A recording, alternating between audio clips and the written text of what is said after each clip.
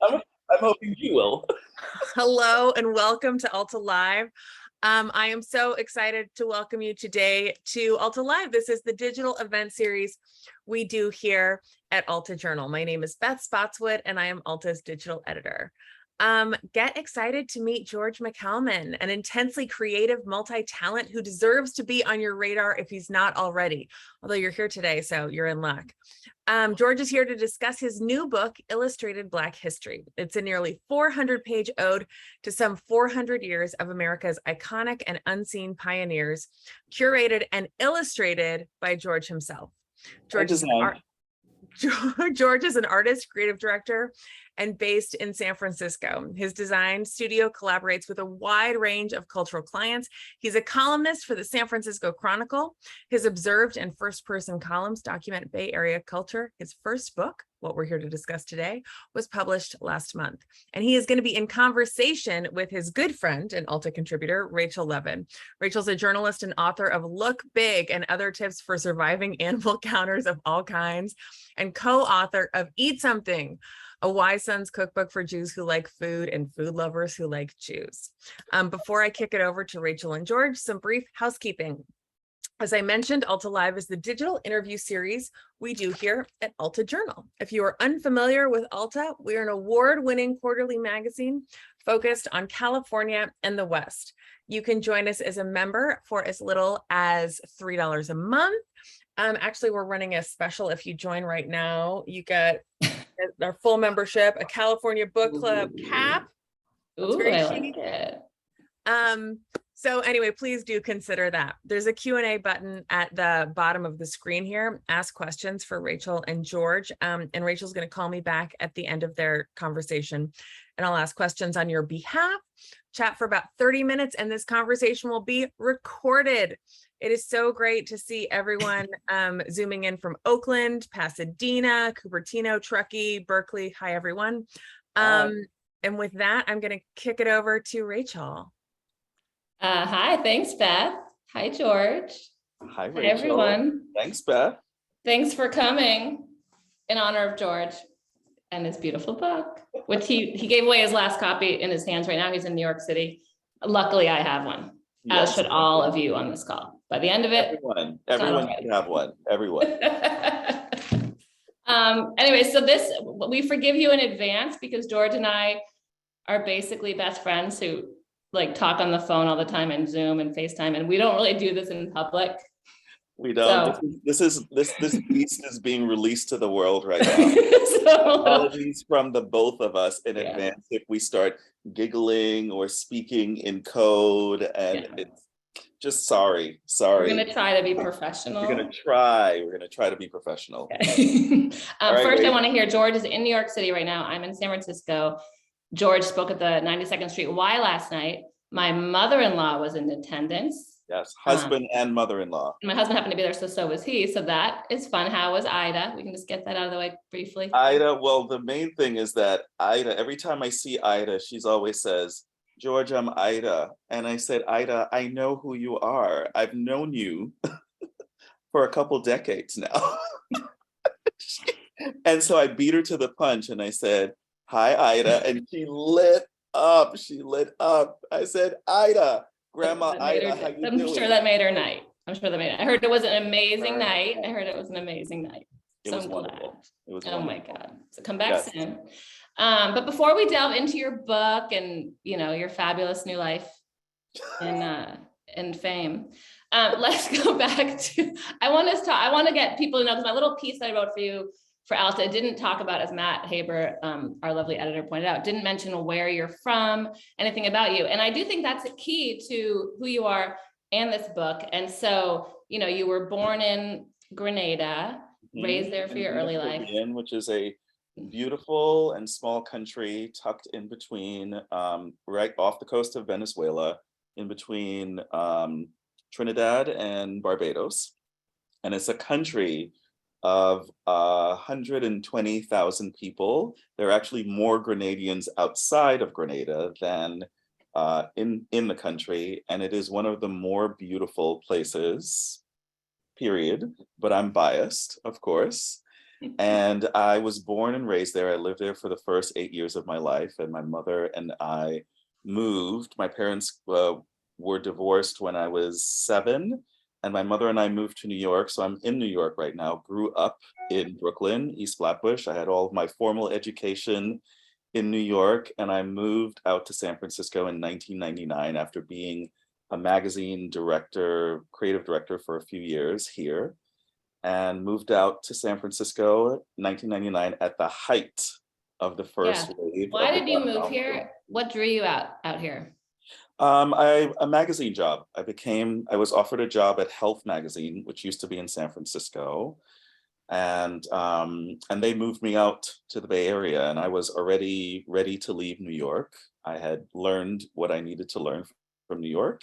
And then I was like, bye-bye. You're like, bye, I'm going to the whitest city in America. I'm going to the whitest city in America. Yes, I'm moving from one of the blackest places I know to one of the whitest cities in America. Thank God. Thank God. But how did you once told me that, like, being Caribbean, being born in Grenada definitely gave you a little bit of a different window and a different experience of being Black in America, and talk about that and how that informed your book a little bit, like, and what that bringing that perspective to this. Well, I often say, I say this in my interior life, I am both an insider and outsider. I am someone who's born outside of the US, so I have an outsider's perspective, but I've been an American citizen, for most of my life. And that has just kind of informed where I am always thinking about all sides of an issue, whether it be a cultural issue or a political issue. Just my natural inclination is not to take anything at face value, that there's always context for everything. And in American history, there's a lot of complexity. People tend to see it in binary ways, and I've never seen anything in America as binary. There's just always layers and always complexities. And I brought that perspective into this book the whole time, the whole process. I want you to know that Oren, my son, who is in 5th grade, last night over Little Star Pizza, he said it actually should be titled Some Illustrated Black History, because he's like, it's not all the history. So I don't think there's room on the cover. Tell him he's technically correct. That's why there's going to be a volume 2, 3 through 12. And by the time all of the encyclopedias are there, tell him it will be all.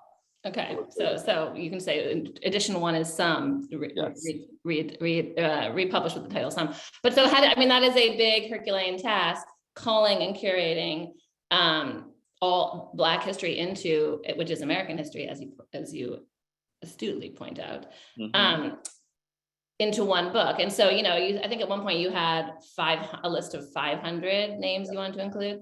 Yes. And then the book only included 145. And I know, that's a hard job, but I'm curious, you said you had to cut that list. Who was the last person you cut? Like, who were you like hanging on to, hemming and hawing, being like, should I cut that person? Should I not? Let me think back, because I went through several versions of the final list. So it wasn't just like a concrete 144. It was originally 144, and I'll tell you about the 145th name. I'm trying to think of who I left. It's hard to cut. Out. It's hard to cut. Yeah, no, it was really, really difficult. And I'll tell you the metrics of how I used to make the decision. I mean, it was really emotional decisions. And what I wanted to do was represent people from all over the country, not just focus on North, South, West. I really wanted to make sure that people came from all over the country, and they were representing stories of passage and migration and history that really kind of showed the breadth of American history of 400 years of this country's lineage.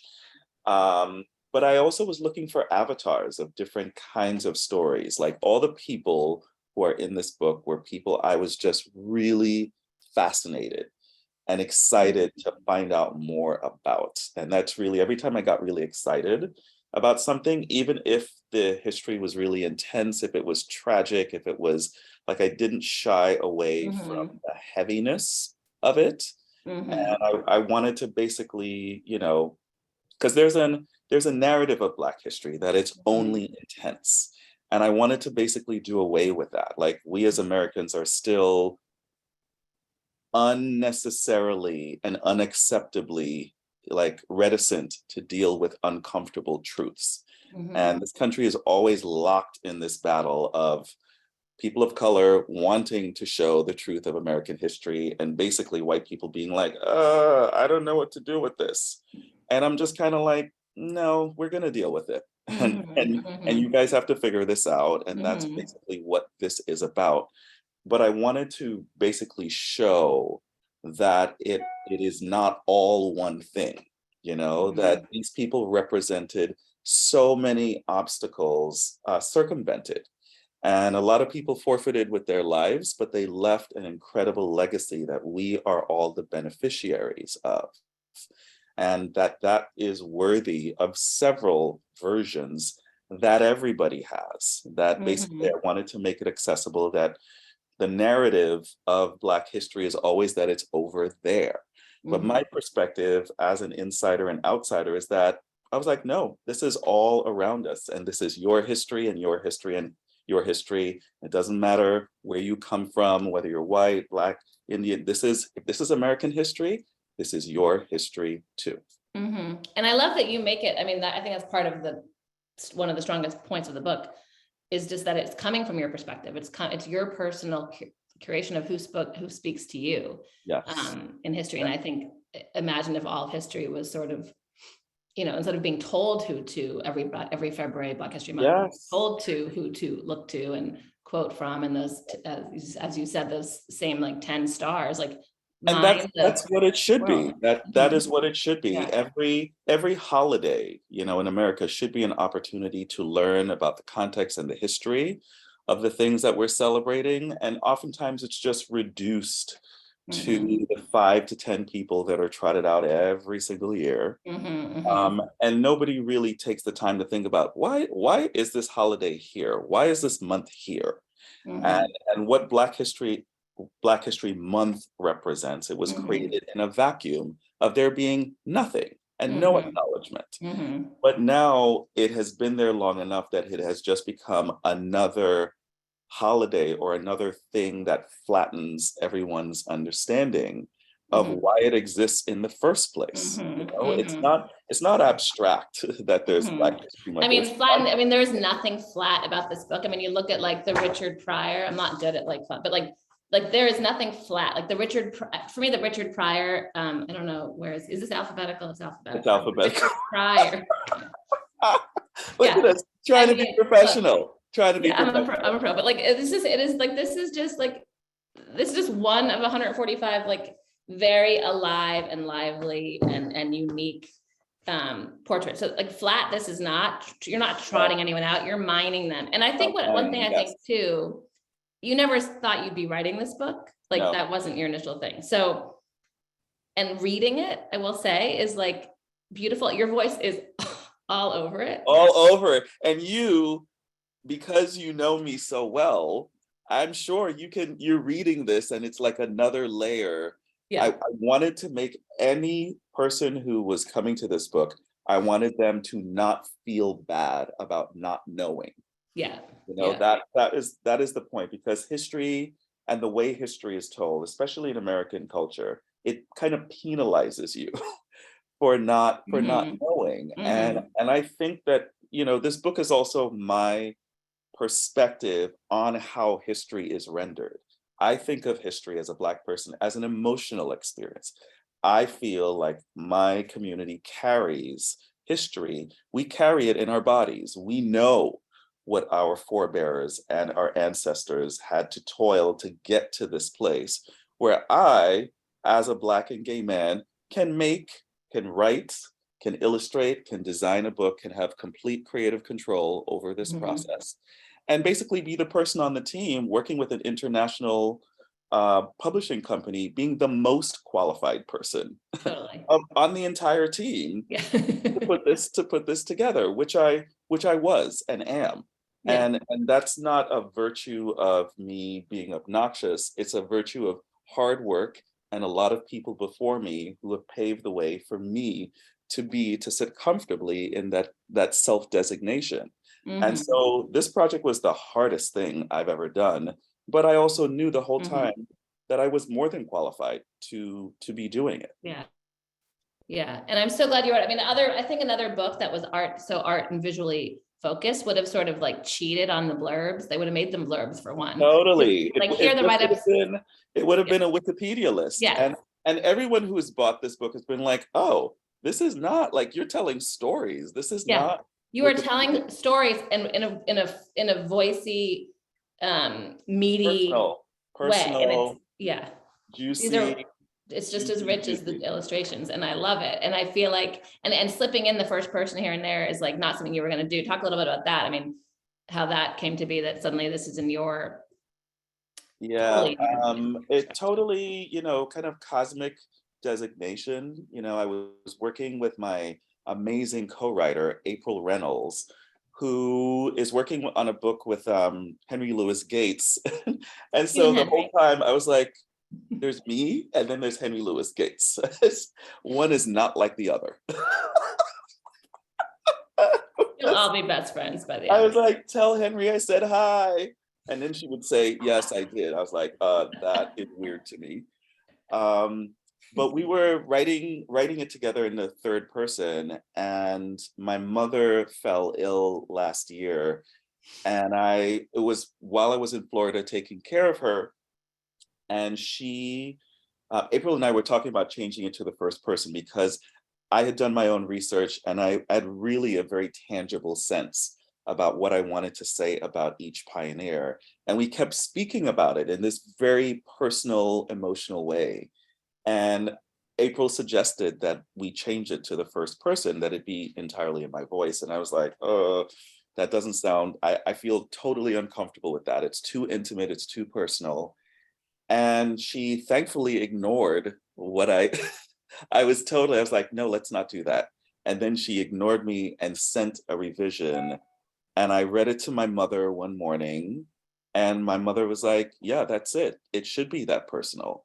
And because of my mother, who then passed away about a month later, it made that decision even more special to me. And the truth is, now it is one of my favorite aspects of this book, that it is in the first. Like, how are we, and I'm including myself in that because we've had many conversations, like, how did we not see that from the beginning? I know, right? Like, Rachel, these are such Rachel was one of my board members. I had a black board of directors of 7 people, and then I had a white board too, basically 3 white trusted confidants that I could just, like, as makers of printed things, that I could run ideas off of. And I could, every time I was stuck on something, I could call Rachel to say, okay, what do you think of this?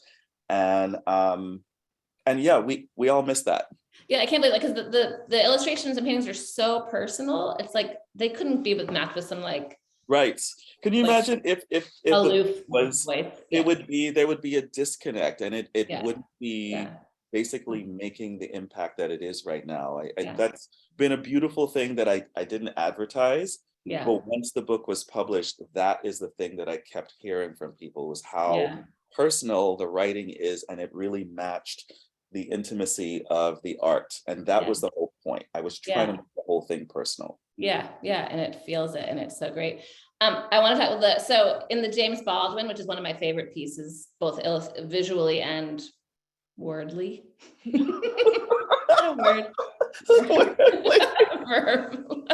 I feel like we've done such a good job not devolving into giggles so far. We're trying really hard to not be ridiculous in front of you guys. Okay, I know, sorry, but James Baldwin, I just love, well, one, he got 2 and he deserves 2. How did you choose who gets 2? Was it just that you couldn't choose which one to run? Which one? No, there were a few people I just wanted to give more. There were more personal heroes of mine. Like, James Baldwin is just one of my favorite writers, and I have read most of his works, and he left a really profound effect on me when I first read his writing as a teenager, and as also someone who was struggling with his sexuality at the time and not being sure of if what I was thinking of myself was true. Reading his writing and just seeing myself, I was just kind of like, oh, he's talking about me. He's actually talking about me. Mhm. And so what I wanted to show, as I have in all of the portraits, is to render every person as a human being, not as a deity, not just as a controversial figure. We tend to, it's that word again, we tend to flatten people into saints or sinners, and that is not the human experience. As much as we kind of reduce people to that, they're either amazing or they're terrible. And that has nothing to do with real life. And so I wanted to show the complexity of him being mischievous and being serious. I was showing him at 2 different stages of his life, as a young man, as an older man, and basically saying that these 2 people that look different are actually the same person. And there were a few people like that that I just wanted to give them just that extra space to talk about who they meant to me, what their accomplishments were, and that I think of them as fully rendered human beings. And the piece written about him is so personal and so beautiful. And so there, and in it, you also say, wait, you wrote, celebrating Black pioneers shouldn't just be a reverence fest. And I love that phrase, a reverence fest. Yeah. And so then I was like, oh, that's a perfect segue to your inclusion of, say, Ben Carson, which which was sort of a shock, because it is, and I've gotten a few emails about that, like, why is he in this book? Last night, someone at the 92nd Street Y pulled me aside to say, well, there are new revelations on the Black Lives Matters founder. Do you regret having them in the book? I said, I don't regret having anyone in this book. And the whole point of having Ben Carson in there is actually talking about the complexity of someone that we all thought of as someone. And, Ben Carson, whether Black or white, is one of the most accomplished doctors in medical history. And the fact that he came separated out, the conjoined twins, which is, I totally forgot that. We all know, and that's an accomplishment that, I'm sorry, you can't take away from anyone. And the fact that he came out as a Republican bobblehead a few years ago means that we then have to struggle. We can't just put him on the shelf and say, okay, you don't exist anymore. Like, that's not how it works. And so I wanted to show that in terms of our Black heroes, when I was growing up in the 80s, we just had a few. The landscape has changed so much. So I was part of that family that gathered, like all of us in my family gathered to watch the Michael Jackson video premiering in prime time, or Whitney Houston singing the national anthem, because at that time, Black people were reduced to people being representative of our success. And we were either seen as, and there was too much focus on what white people think of us or don't think of us. And so it just always became about, the success of a Ben Carson or of a Bill T. Jones. And what I wanted to show was, when someone becomes more complex, how do we deal with our reverence of our supernatural human beings? Like, how do we reconcile a Ben Carson who is a huge disappointment, but also one of the more accomplished medical pioneers in his or any field? Yeah, no, I thought, and I think that's were there other non-raves, like, who, in terms of was there another? Well, I knew I wasn't going to include Bill Cosby. I knew I wasn't going to include, R. Kelly, but I wanted to represent the complexity of a few people who were up here and their stars have fallen, how do we? I mean, his star didn't fall for all people, Ben Carson. And exactly, his star actually increased. For quite a lot of people. And so that I wanted to render that also. And I have him basically as a red person in blue clothing. And his hands are kind of small too. Was there a reason for that? His head is gigantic and his hands are tiny. Yes. That is also by design. And there's symbolism, there's stories like that in every single piece. I have, the art represents my personal perspective, but also I'm speaking to the symbolism of who each person represents. And it's such, I mean, you could just get lost in this book as my kids and I have. I mean, it's like the kind of book you can just pick up at any point in time and see it in a different way and see someone new. And I love that, which is why it belongs on every coffee table. And it should be on everyone's. And I've been fortunate. I'm in New York for what will be a tour of at least years. This is one of those books, when books come out, they tend to be seasonal. There are a few weeks, a few months, and then it dies down. This is such a subject that is not dealt with or acknowledged enough. I'm going to be talking to strangers for years about this book. And what is exciting to me is that I keep repeating that this book applies to everyone. And what I've seen so far is that people are actually buying them in bulk. They're not waiting for the holidays, because I say this is for all your family members who don't think that this applies to them. And I'm speaking specifically to Californians who tend to think about things intellectually, but don't always feel like things impact them emotionally. This is a book for you to get into. This is your history too, and most importantly, it's American history. So and since I haven't seen you really, except for like on stage and these since the book published, I mean, which is like, is this our new friendship? Is this our I know, it's so weird. Rachel and I usually have dinner together at least once a month. I mean, even during the pandemic, we had these like weekly Zoom calls. Where we always on the inside of each other's lives. So I just want to know, like, and so does everyone on this call, what's been the behind the scenes? Like, you've heard from some people, they've written you notes, like, who's made you cry? Like, who's made you cry? I've cried about everything. Dick Gregory's son wrote to me the day the book came out. J. Max Bond's daughter, who lives in the Bay Area, sent me a really beautiful note, feeling, that I really honored her father. And I have gotten direct emails. There are a couple people I can't say because they're too well known.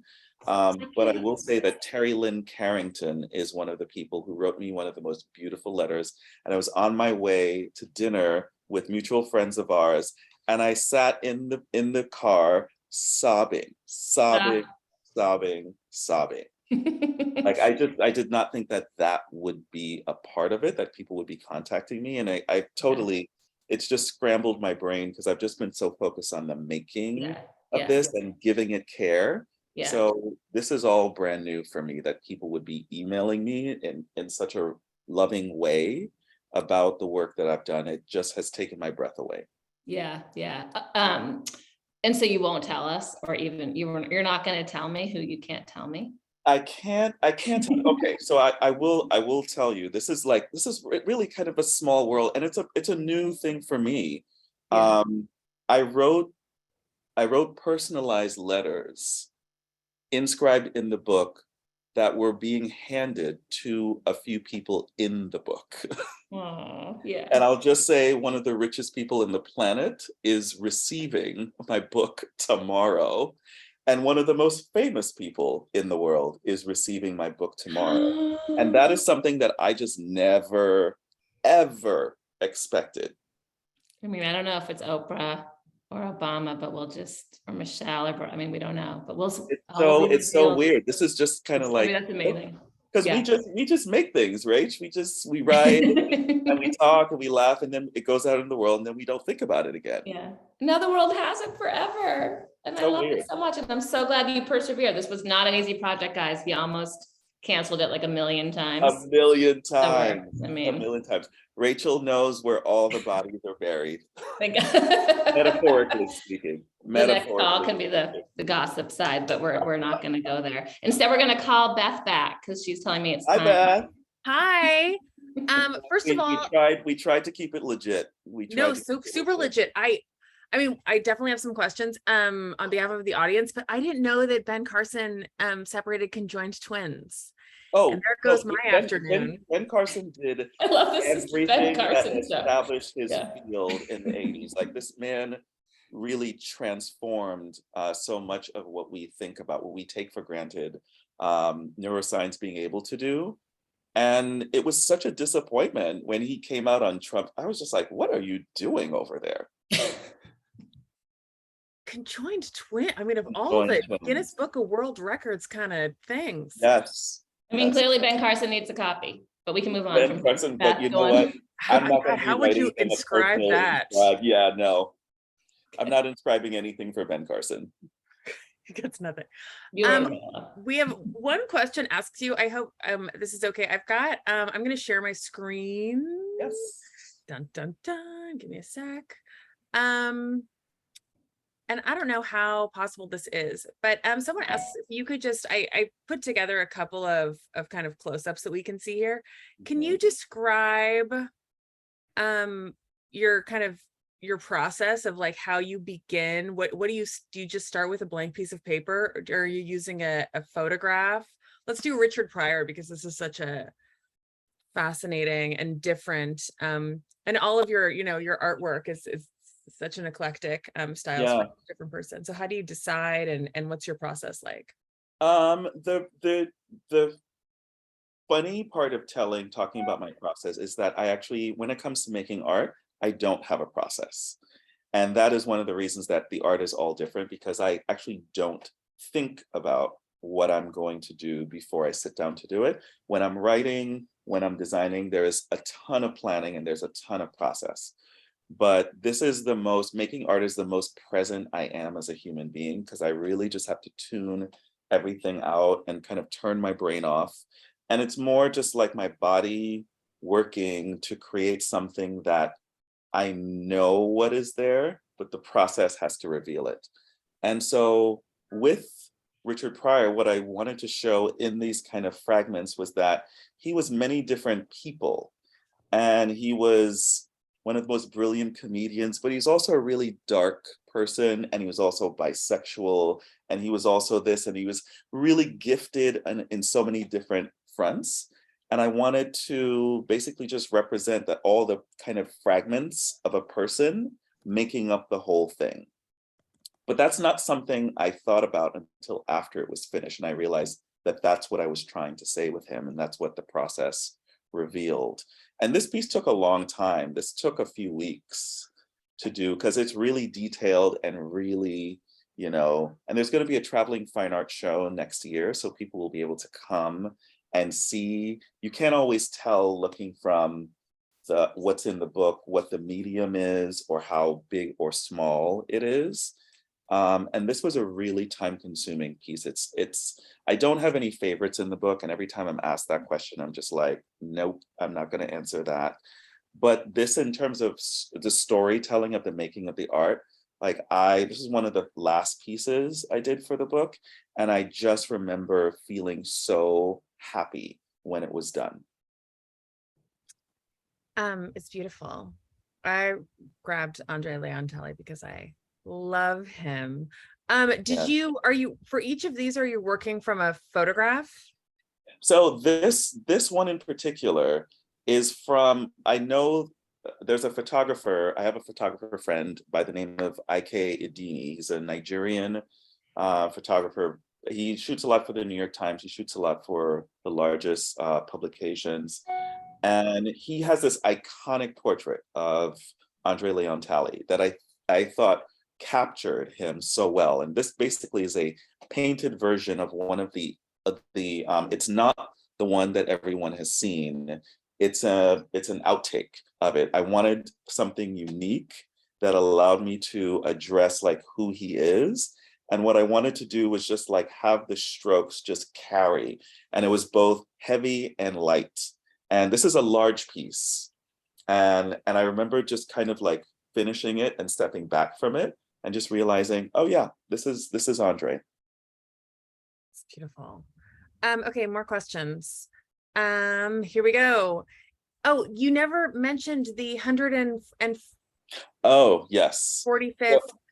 person. So the original list was 144, and I struggled with that and then made a decision. and felt good about everyone that was on the list. And then when John Lewis died, I felt like that was an avatar that was missing, this both civil rights and political pioneer. There are not too many folks from the civil rights era that have passed through the strata of political legitimacy, because being an activist and being a policymaker are not the same thing, and they're often conflated. But what I wanted to represent was that he was someone who fought on the ground floor, and then he fought in the state building, and that he represented kind of a dying breed of leadership, just in general, that there are not too many Americans that can say that they've had that career. Even our most storied politicians are politicians. They're not activists also. And he understood basically the difference between the two. And he's such a unique figure in American history. It was just like obvious. I was like, John Lewis has to be in this book. There you go, John Lewis. What part does joy play in your art practice? Do you see joy as a political act? Oh yeah, the art, like, you know, Rachel knows the back end story of how challenging and difficult the process was. The writing was difficult. The working with my publisher was difficult. There were a lot of obstacles. Making the art was only a joy. It was just, and you can see it there on the page. Like, I don't even have to represent it. You can see it in the color. You can see it in the line work.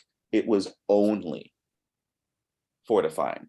And it's the thing that got me through the hardships of making it, because there were many times I did not think this book was going to see the light of day. And I was just really happy. I kept coming back to the thing that was just like, this is why I'm doing this.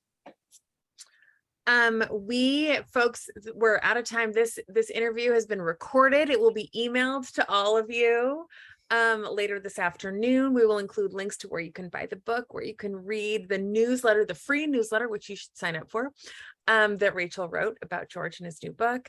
And I'd like to invite you next week to Alta Live. I am really happy. This issue is focused on crafts. It's made in California, and we have a lot of incredible California makers. I'm excited to welcome the Los Angeles Modern Quilting Guild, Quilt Guild, next Wednesday. They do kind of really modern quilts, like not like your grandma's quilts.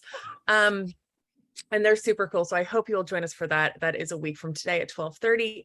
Again, George, Rachel, thank you guys so much for doing this. It's been fun to like we all got to feel like your friend at dinner and your monthly dinners. And you're gonna hear me say something totally unprofessional. Rachel, I love you so much. Thank you. This is like one of my favorite interviews so far. Thank you. Thank you. George, I love you too. Beth, I love you too. Oh my God, I love you guys. Chills. No, but George, so fun. Thank you for letting us talk. So fun. Thank you, my sweet. Together. This is so amazing. Thanks, everyone. Go buy the book. Thank you, everyone. Bye. Multiple copies.